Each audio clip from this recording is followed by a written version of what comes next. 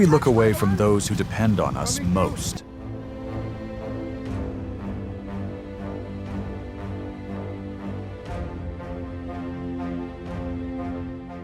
The crisis of the homeless in America emerges as a silent tragedy, reaching every part of our country through stories of hardship and resilience. Yet rather than extending help, we have decided to use the law punishing people who sleep beneath the sky because they have nowhere else to go. A recent Supreme Court decision has empowered cities to penalize the most vulnerable as the lethal surge of fentanyl deepens their despair. That's my stuff! Hey! That's my stuff! Whoa. Look, I'm right here! Come on! Oh, I get it! Just give us a few minutes, man! Come on! No. I need it though! It's got my ID! It's got my... Hey! Officer! Up!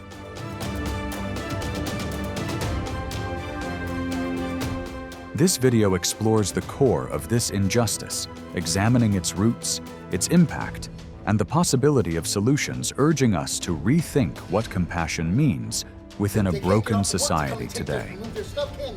I'm a human being. I want to go to work. I want to get back on my feet, but nobody's there to help.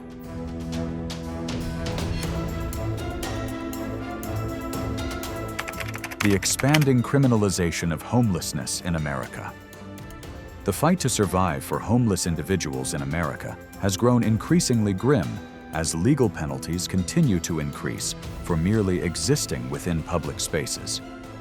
A pivotal shift occurred in June 2024 when the Supreme Court's ruling in City of Grants Pass versus Johnson overturned the protections set by Martin versus Boise in 2018, which had declared it unconstitutional to punish people for sleeping in public when no shelter options were available. This ruling now allows cities the legal authority to issue fines, carry out arrests, or confiscate property from those who have nowhere else to go.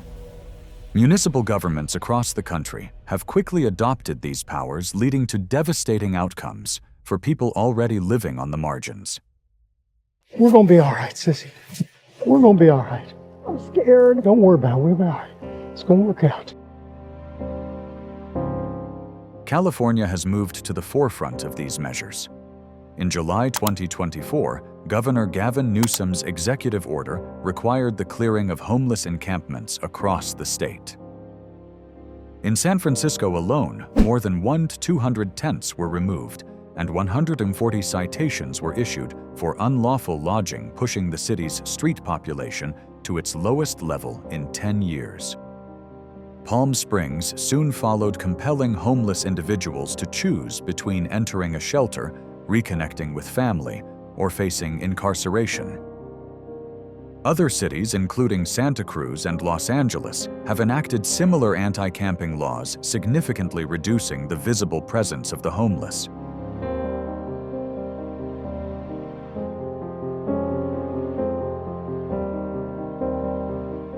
Yet these policies carry a severe cost. Fines, typically ranging from $100 to $500, are often impossible for homeless individuals to afford, locking them into cycles of debt and incarceration. The confiscation of personal belongings, including identification, further disrupts their already unstable lives, making access to employment, housing, or social services even more difficult. In Washington, D.C., President Donald Trump's 2025 ultimatum to eliminate homeless encampments, alongside threats of federal law enforcement involvement, underscored the growing hostility toward the homeless. But we must ask, what does it mean to criminalize the act of survival? Is an individual's basic right to rest and exist in public deserving of criminal punishment? As the nation adopts increasingly severe measures to confront homelessness, we must consider whether these actions truly address the issue or simply penalize those who are already suffering. Shouldn't we as a society prioritize empathy, support, and lasting solutions rather than criminalizing the most vulnerable among us?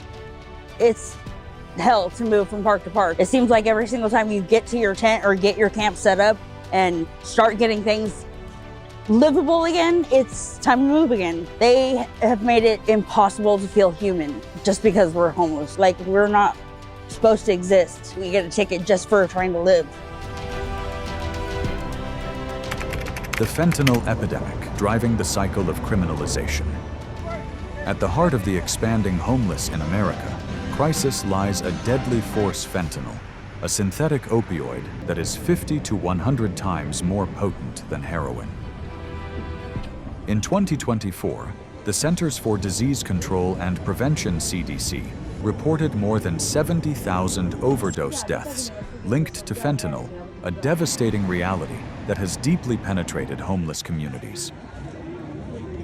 An estimated 20 to 30% of the homeless population struggles with substance abuse, and fentanyl's low price and wide availability have made it a dominant presence in encampments, especially in cities such as San Francisco and Los Angeles. Fentanyl intensifies the homelessness cycle in destructive ways. Addiction frequently results in job loss, eviction, and separation from family, ultimately pushing individuals onto the streets. Once there, the widespread presence of fentanyl shapes negative public perceptions of the homeless, reinforcing the belief that they are dangerous or criminal. In San Francisco, for instance, 60% of citations issued to homeless individuals were related to public drug use, with fentanyl at the center of the issue. Yet these punitive measures rarely confront the root cause of addiction. Instead, they fuel a vicious cycle as people are arrested or fined for drug-related offenses, then face obstacles to employment and housing, deepening their reliance on substances.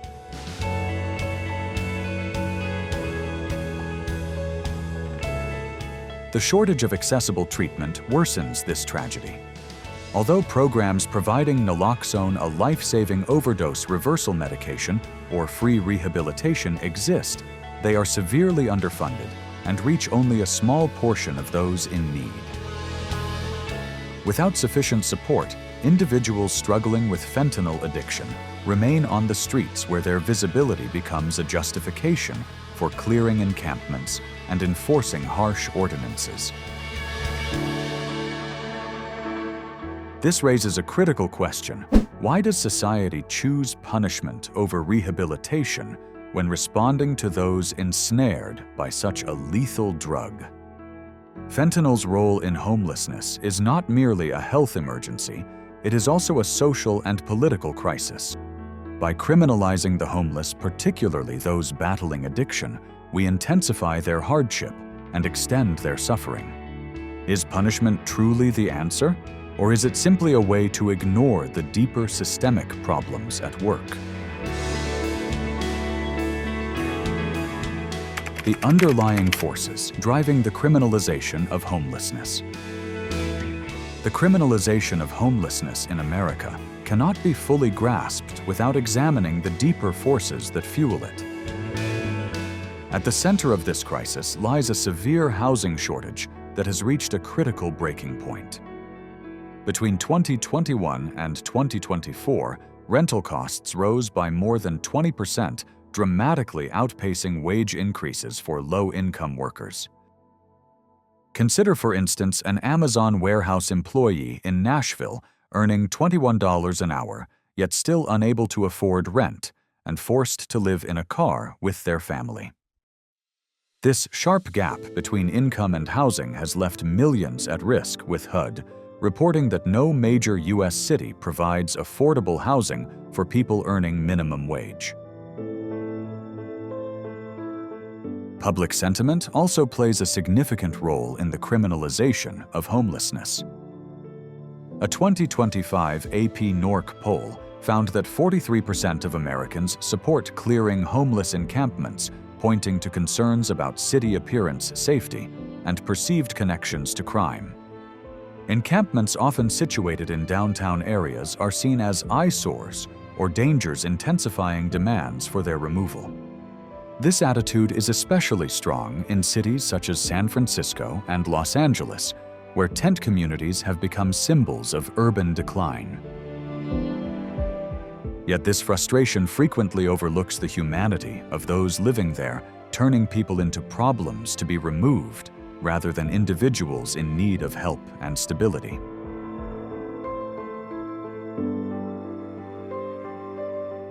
The absence of realistic alternatives only deepens the crisis. Federal initiatives like Section 8, designed to assist low-income households, meet only about 25% of actual demand, leaving millions without options. Shelters are likewise chronically overcrowded, accommodating just 30–40% of the homeless population. With scarce housing and limited support services, cities increasingly rely on criminalization as a temporary solution, shifting the problem rather than resolving it.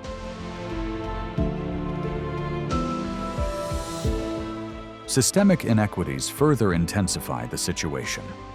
Although Black Americans make up 12% of the population, they represent 32% of the homeless, a disparity rooted in decades of discriminatory housing policies and economic exclusion.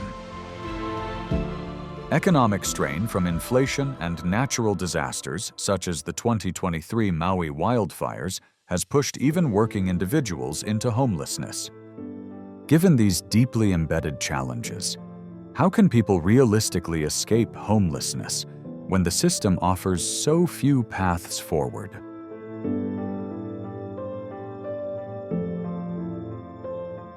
These root issues, housing shortages, public frustration, and inadequate support systems, intersect to create an environment where criminalization becomes the default, though deeply flawed, response. Is punishing the homeless truly a solution, or are we simply driving people further into despair? What actions can we take to address these root causes and create meaningful, lasting change?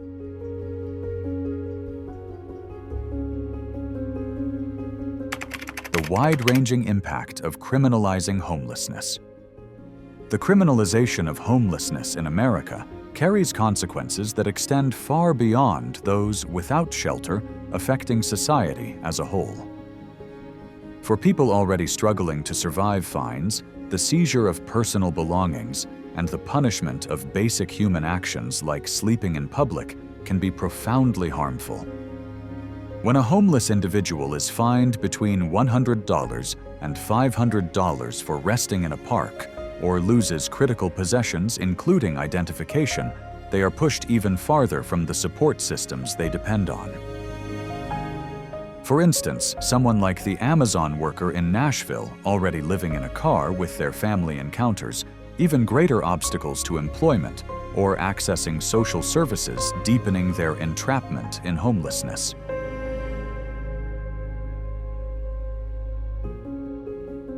Forcing homeless individuals into more remote and often dangerous areas only worsens the situation. These relocations offer no real solutions. They merely make homelessness less visible, driving people into isolation and making essentials such as food, healthcare, and support services harder to reach.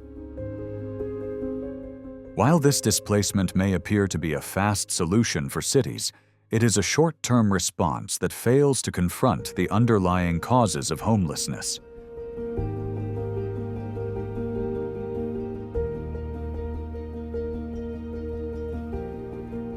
The psychological toll is equally severe.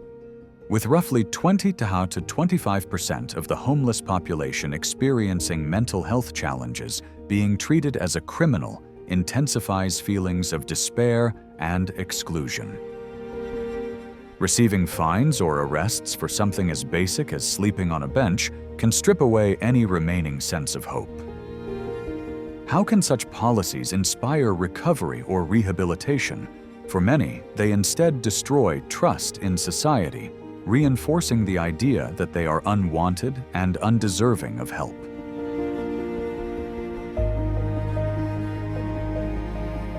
Children who represent a significant share of the homeless population are especially harmed by these policies.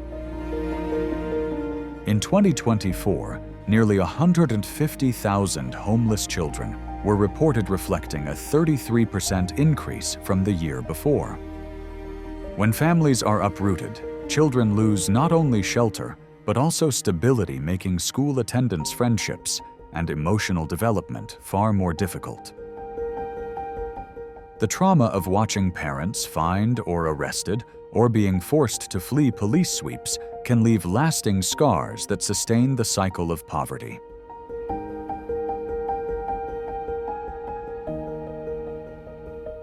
Although clearing encampments may briefly improve the appearance of cities such as San Francisco and Santa Cruz, these actions are cosmetic and fail to address homelessness at its core.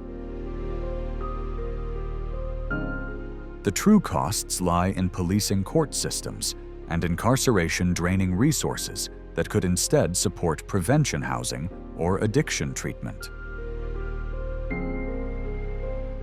As public frustration with visible homelessness grows, social divisions deepen, turning communities against their most vulnerable members.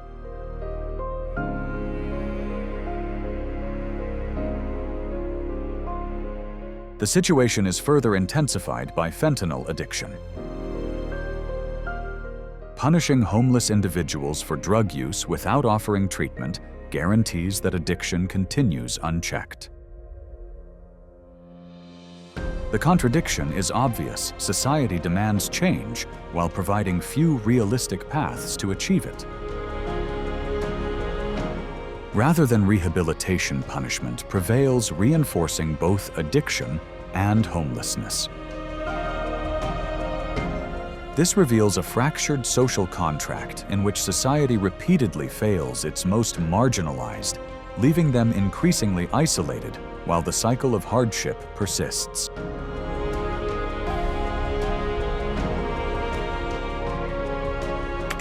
The national debate over criminalizing homelessness, a country divided. The question of criminalizing homelessness in America has ignited a sharply divided debate, revealing contrasting beliefs about justice, compassion, and public order. Advocates of criminalization maintain that these policies are necessary to protect public safety and preserve urban cleanliness. Encampments frequently associated with crime, drug use, and sanitation concerns are seen as risks to community health and stability. In cities such as San Francisco, where strict enforcement has noticeably reduced the number of tents, supporters point to cleaner streets and safer public spaces as proof that these policies work. Some further claim that criminalization acts as a form of tough love, pressuring homeless individuals to seek shelters or social services by making street life increasingly difficult. This argument resonates with a significant portion of the public, particularly as a 2025 AP NORC poll found that 43% of Americans favor clearing homeless encampments. Yet this position ignores a critical weakness: the absence of sufficient alternatives. Shelters accommodate only 30–40% of the homeless population, while federal housing programs such as Section 8 satisfy merely 25% of actual demand. When people are fined or arrested for sleeping outdoors with no shelter available, it does not encourage recovery. It punishes circumstances beyond their control.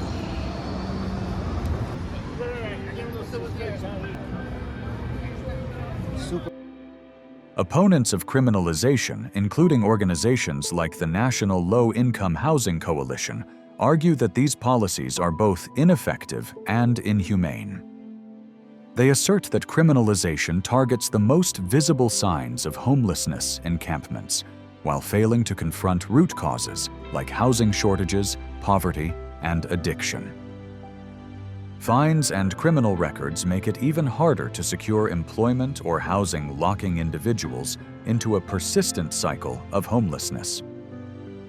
The ethical concern is impossible to ignore. Penalizing basic acts of survival, such as sleeping or seeking shelter, undermines human dignity.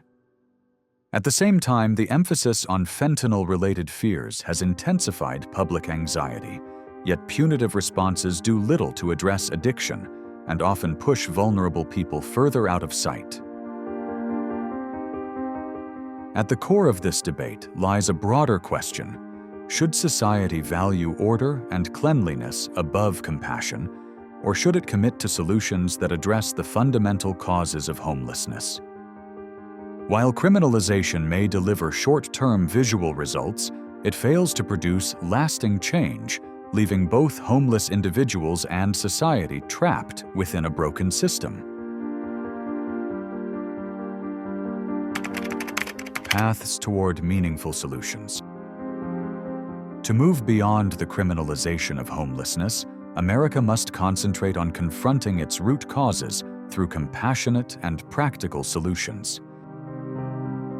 One proven strategy is the Housing First model, which prioritizes permanent housing without requirements such as sobriety or employment.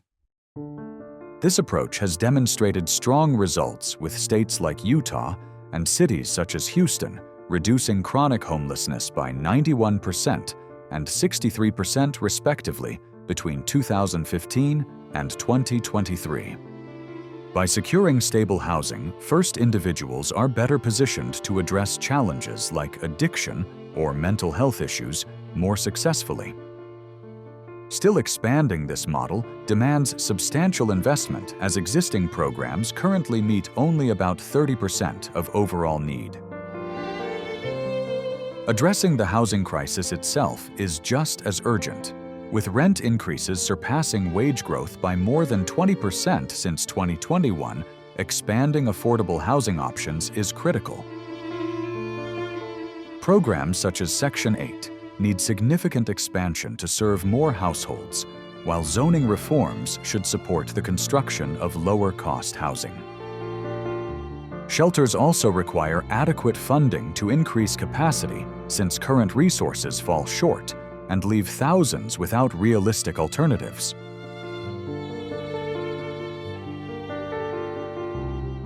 The fentanyl epidemic adds another layer of complexity, calling for a comprehensive and coordinated response.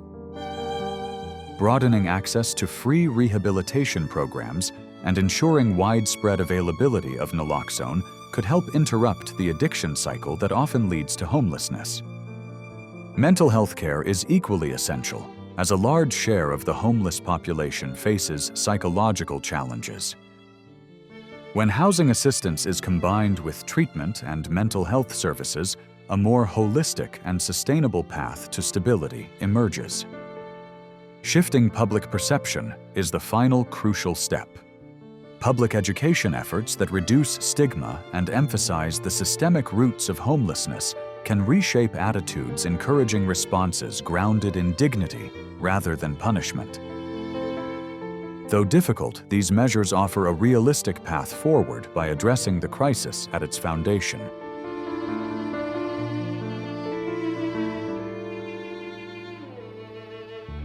Conclusion. The criminalization of homelessness in America, driven by the 2024 Supreme Court decision and intensified by the fentanyl crisis, reveals a country at a pivotal moment. More than 771,000 people trapped in cycles of housing instability, addiction, and systemic injustice are penalized simply for trying to survive. With fentanyl taking roughly 70,000 lives each year, fear-driven policies have only deepened the emergency. Criminalization does not resolve homelessness. It prolongs pain and exclusion.